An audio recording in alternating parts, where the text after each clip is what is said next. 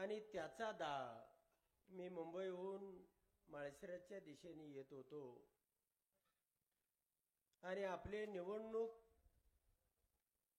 मतमोजणी प्रतिनिधी जे होते ते बॉम्ब लावल्यासारखा उडत होते.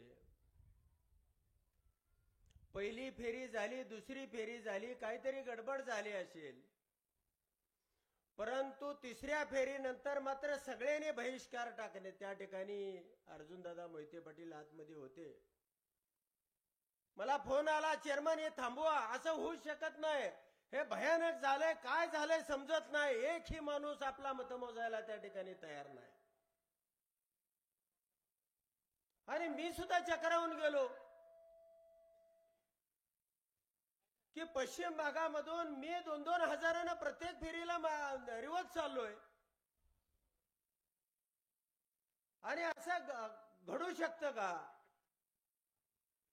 अर्जुन दादांनी निवडणूक निर्णय अधिकाऱ्याला ताबडतोब या पहिल्या 2 फेरीच्या व्हीव्हीपॅट मागवा अशा पद्धतीचा अर्ज दिला. परंतु त्या ठिकाणी निवडणूक निर्णय अधिकाऱ्यांनी शेवटी मोजलं जातं व्हीव्हीपॅट. आता मध्ये निवडणूक मतमोजणी प्रक्रिया थांबवता येणार नाही. आणि मग सगळ्या तालुक्यामधून घराघरामधून जेही लोक मला 10-15 हजार लोक येऊन भेटले असतील, ह्या सगळ्यांचा आक्रोश हाच आहे की आम्ही मतदान दिलं आणि ते गेलं कुठं. आणि मग याला मार्ग काय? तर हे माडकरवाडी गाव, हे गाव सलग 3 दिवस येत होतं साहेब. आणि या गावाचं म्हणणं होतं की आम्हाला अन्न पाणी गोड लागत नाही, आम्हाला आजूबाजूच्या गावामध्ये तोंड दाखवाय जागा राहिली नाही. त्याला कारण असं होतं की 2019ची निवडणुकीमध्ये या तालुक्यामध्ये सर्वात जास्त मताधिक्य ज्या गावानं टक्केवारीमध्ये दिलं, 1043 एवढ्या मताचे लीड दिलेलं, त्यावेळेला मोहिते पाटील आम्ही सोबत नव्हतो. आणि मग असं असताना की या पद्धतीची मतमोजणी झाली कशी? म्हणून मी ज्या वेळेला साहेब या लोकांनी हा निर्णय घेतला की म्हणले आम्हाला काय मार्ग दाखवू शकाल तुम्ही, आम्ही पत्रिका छापतो, आम्ही ती हे करतो. आणि मग त्यांनी बरेचशा मीडियाच्या लोकांनी बोलवलं की तुम्ही हे दाखवा, हे छोट्या छोट्या युट्यूबवाले तालुक्यातले, की तुम्ही छोट्या छोट्या लोकांनी हे दाखवा आणि तुम्ही लोकशाहीचा 4था स्तंभ आहे, तुम्ही लोकांनी याचं ऑब्झर्वेशन करा, निवडणूक निर्णय अधिकारी व्हा, आम्ही त्या ठिकाणी मतदान घेतो. आणि ज्या वेळेला साहेब यांनी तारीख डिक्लेअर केली, या ठिकाणी बोर्ड असे लावले होते, आता काढले, की तुमच्या आई वडिलाला स्मरून, परमेश्वराला स्मरून तुम्ही इथं मत देताना तुम्ही ज्याला मत दिलंय त्यालाच द्यायचं.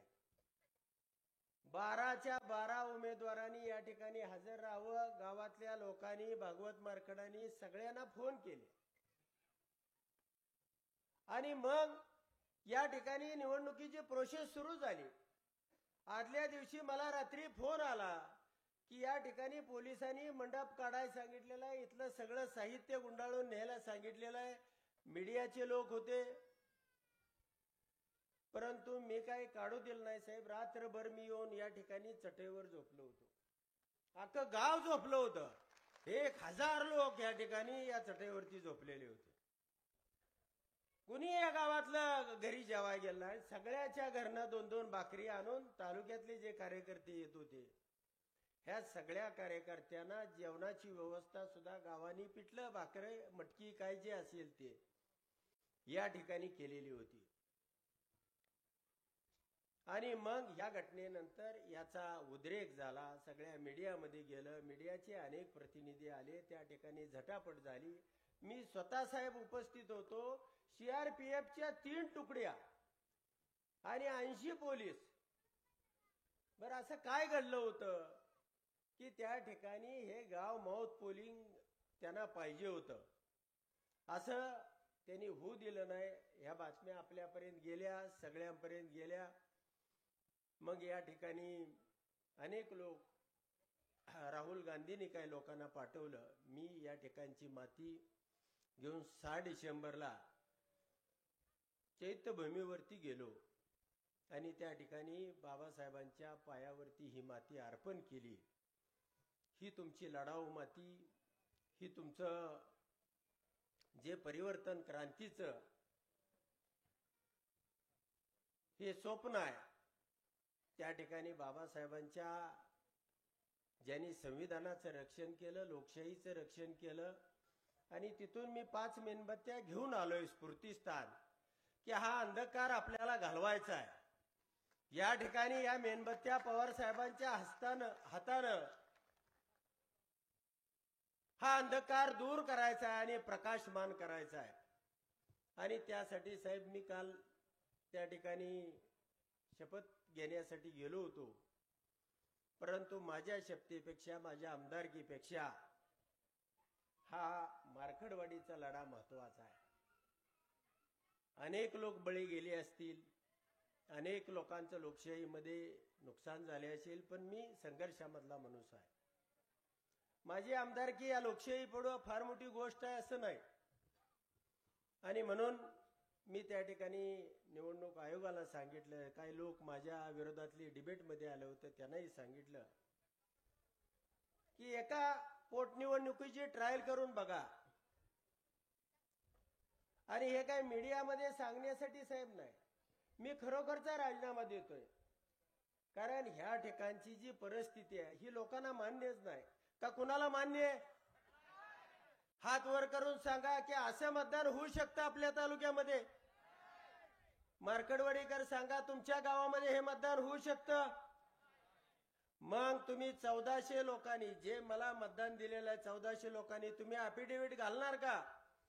अफिडेव्हिट करून देणार का? मी निवडणूक आयोगाकडे असा अर्ज करणार आहे की सगळ्या तालुक्यातल्या ग्रामसभेचे ठराव तर माझ्याकडे आलेलेच आहेत. मी साहेबांना एक ठराव आता दाखवलेला आहे. मार्कडवाडी मधल्या 1400 ज्याही लोकांनी मला मतदान केलंय तेवढ्याच साहेब, मला त्या ठिकाणी 800 मतदान दाखवलेलं आहे, त्याला 1000 मतदान दाखवलेलं आहे. गावानं मतदान त्याला 500 केलेलं आहे, नाही असं नाही. परंतु ज्या 1400 लोकांनी मला मतदान केलं ते तुम्ही अफिडेव्हिट करणार आहे का? सगळं गाव हात वर करून सांगा. तर मी निवडणूक आयोगाकडे जे आपले कुणी वकील साहेब असतील साहेब, तर अशा पद्धतीनं हे अफिडेव्हिट घालायचं. तालुक्यातल्या 91च्या 91 ग्रामपंचायतीचे आम्ही ठराव घेतोय आणि निवडणूक आयोगाला सांगू की आमची शंका जी आहे ती दूर करायला तुम्हाला हे बॅलेट हे साधं सोपं, देशातला आक्रोश आहे. तुम्ही पुलवामा दाखवताय, तुम्ही लाडकी बहीण दाखवताय आणि त्या ठिकाणी लाडकी मशीन करताय. प्रत्येक वेळेला काहीतरी दाखवलं जातंय. लाडक्या बहिणीनं तुम्ही सांगा, तुम्ही दिली मतं? पवार साहेब तुमच्याशी संवाद साधणार आहेत. तुम्ही त्या ठिकाणी तुम्हाला विचारणार आहे की असं असताना लाडक्या बहिणीचा 2-4 हजार मताचा परिणाम झालाय, नाही असं नाही, पण एवढा मोठा परिणाम होऊ शकत नाही. म्हणून आपल्याला या ठिकाणी ही लोकशाही वाचवायची असेल तर ती पवार साहेबच वाचवू शकतात. यासाठी मी निवडणूक आयोगाकडे माझ्या बॅलेट पेपरवरती निवडणूक घेण्याच्या अटीवरती तुम्हा सगळ्यांना विचारून मी राजीनामा देऊ का? हात वर करून सांगा. बॅलेट पेपरवर मतदान होणार असेल तर मी राजीनामा देऊ का? सगळ्यांनी हात वर करून सांगा.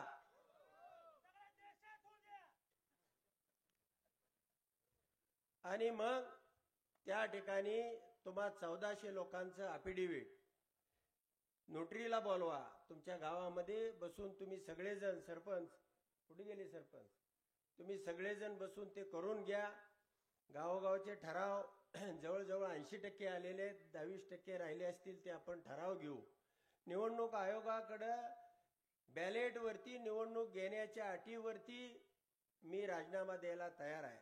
आणि असा काय निवडणूक आयोग आहे की देशातली एक निवडणूक बॅलेटवर घेऊ शकत नाही? अडचण काय? तुम्ही गडचिरोलीत निवडणुका घेता, काश्मीरमध्ये निवडणूक घेता, एक पोटनिवडणूक घ्यायला तुम्हाला अडचण काय? आणि आम्ही हे विचारणार आहोत. नाही निवडणूक आयोगानं ऐकलं तर आम्ही सुप्रीम कोर्टामध्ये, पवार साहेब त्या ठिकाणी मार्गदर्शन करतील, आपण सुप्रीम कोर्टामध्ये जाऊ, हा लढा उभा करू. अनेक काल बीजी कोळशे पाटील साहेब येऊन गेले, अनेक वेगवेगळ्या राज्याचे मुख्य न्यायाधीश रिटायर्ड, त्यांचे एक टीम आहे, जवळजवळ 60-70 रिटायर्ड अधिकारी आहेत. आणि त्याने फोन केला होता, आम्ही सगळे मिळून या ठिकाणी येतोय. म्हणजे अनेक समाजसेवक आहेत. रवीश कुमार सारखा पत्रकारानं फोन केला की मला त्या मार्कडवाडी गावाला भेट द्यायची आहे, आंदोलनाला सुरुवात करायची आहे. राहुलजींनी परवा लोक पाठवले होते आणि इथली माती ते त्या ठिकाणी घेऊन गेले. ही बंडाची, स्फूर्तीची, ही लोकशाहीची, लोकशाही वाचवण्यासाठीची ही माती त्या महात्मा गांधीजींच्या चरणावरती अर्पण करायची आहे. आणि मग मला या माध्यमातून सांगायचं आहे, साहेब, आपण अनेक चढउतार आयुष्यामध्ये पाहिलेले आहेत, अनेक आंदोलनं यशस्वी केलेले आहेत. हे आंदोलन या ठिकाणी ही लोकशाही संपून जाईल. अनागोंदी आणि इमर्जन्सी या देशामध्ये, राज्यामध्ये लागू होईल. हे छोटी राज्ये सोडतात आणि मोठी राज्ये आपल्याकडे घेतात. आणि असे कितीतरी साहेब चेहरे, काल त्यांना मला चेहरा सुद्धा दाखवू वाटत नव्हता विधान भवनामध्ये. त्यांनाच आश्चर्य झालंय कसं निवडून आलो. आणि प्रत्येक जण आपल्या जिल्ह्यातला मला म्हणतोय, आता गप्पा की आता कशाला, आता झालंय की आता काय करायचंय, तुम्ही निवडून आलाय की. परंतु माझ्यासाठी हे आमदारकी मौल्यवान नाही, या देशाची लोकशाही मौल्यवान आहे. कुणी पडेल, येऊ द्या, जाऊ द्या. काय उत्तम जानकर या तालुक्याला समजा अजून 4000 मतं साहेब ट्रान्सफर चौपटीनं होतंय. म्हणजे एक मत बीजेपीला पोल झालं की दुसरं ट्रान्सफर होतंय. लोकसभेला 64,000 मतं त्यांना 20 कोटी रुपये खर्च करून पडली होती. आणि ह्या बाजारामध्ये मोदीला आणलं होतं. बाजारामध्ये आणलं होतं का नाही? गुरुवारचा बाजार होता, बाजारात आणलं का नाही? माळशिरस बाजूच्या गावात मोदीनं आणलं होतं. त्यावेळेला 64,000, बरोबर आहे का? आणि मग असं आता काय घडलं तर साहेब, ह्याच्यामध्ये काय तुम्हाला खरोखर ऍक्च्युअली फॅक्ट सांगतो. दरेशील भाई आहेत, मी आहे, ग्राउंडवरची माणसं आहे आम्ही. ह्याच्यामध्ये 1,21,000 हे माझं मताधिक्य आहे. आणि त्याला जे 54 अधिक 54 हे 1,08,000 जे मतदान आहे, ते मतदान त्याला बीजेपीला एक मत पोल झालं तर दुसरं ट्रान्सफर होत आहे. माझ्या धानोरे गावामध्ये धैर्यशील भैयांना 150 मत आहेत विरोधात गेलेली. आणि मी माझं गाव असताना 300 गेले, 150 गेलेली, बरोबर आहे. 300 मतं म्हणजे विरोधी उमेदवाराला गेले. धैर्यशील भैयाच्या विरोधामध्ये 150 मतं गेली होती. आणि माझ्या विरोधामध्ये माझ्याच गावामध्ये 300 मतं गेली. म्हणजे 150 गेलेली, बरोबर आहे. पण 150ला 150 म्हणजे एक कमळाला मत झालं तर दुसरं ट्रान्सफर होत आहे. म्हणजे 1,54,000 झाली साहेब. मग 1,54,000 मतं, 1,08,000 मतं, म्हणजे त्याला जर अजून 4,000 मतं पडत होती, 58,000 मतं पडत होती, तरी त्याची 1/16 होत होती, माझी 1/21 1/13 होत होती. चौपटीने वाढतंय हे गणित. काय एक मत आपल्या तिकडे गेले होते दुपटीनं होते, पण मत ट्रान्सफर झाल्यावर चौपटीनं होतंय. म्हणजे बरं, इथले जे आमदार सगळे निवडून आले, 25.1% ज्याला मत पडलं तो आमदार झाला. ज्याला 74.99% मतं पडली तो पराभूत झाला. म्हणजे 25 यांना सुद्धा 75.1% मतं पडल्यामुळे रोहितदादा विजय हे बारामती सुद्धा झालंय. आता 54,000 लाख मत असं होऊ शकत नाही. असं होऊ शकत नाही. आमच्या तालुक्यामध्ये ते झालेलं नाही. तर साहेब सगळं गाव ज्याही मतदारांनी मतदान केलं ते सगळे अफिडेविट करायला तयार आहेत. सगळ्या ग्रामपंचायती आमच्या ठराव करायला तयार आहेत. फक्त निवडणूक आयोगाकडं तुम्ही कशा पद्धतीनं त्या ठिकाणी रेटा उभा करायचा, काय करायचा आणि माझी पोटनिवडणूक घ्यावी ही ह्या सगळ्या लोकांच्या वतीनं मी आपल्या चरणी विनंती करतो आणि या ठिकाणी थांबतो. धन्यवाद. धन्यवाद आमदार साहेब. आवाज माणदेशाचा, माणदेशातील प्रत्येकाचा.